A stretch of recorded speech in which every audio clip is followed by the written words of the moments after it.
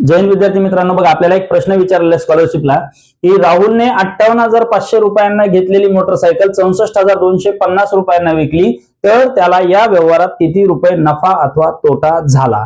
तर आता या ठिकाणी बघा आपल्याला जी खरेदी किंमत दिलेली ती खरेदी किंमत दिलेली 58,500 रुपये आणि जी विक्री किंमत दिलेली ती विक्री किंमत दिलेली 64,250 रुपये।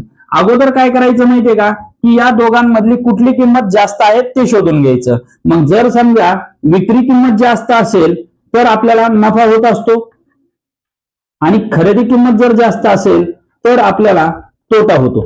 आता मला सांगा या दोघांपैकी कोणती किंमत मोठी आहे?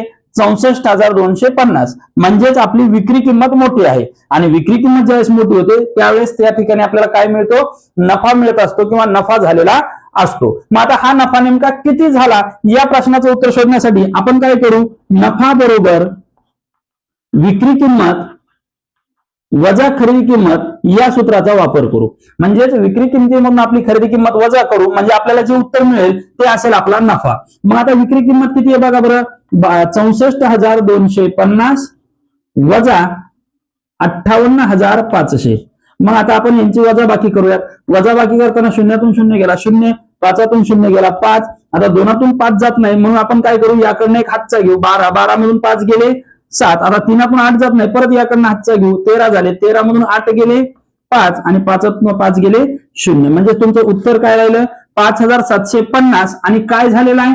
नफा झालेला आहे। म्हणजे तुमचं उत्तर आलं 5,750 रुपये नफा, जे पर्याय क्रमांक 2 मध्ये या ठिकाणी दिलेलं आहे। सेम असाच प्रश्न मी तुम्हाला खाली दिलेला आहे सोडवण्यासाठी।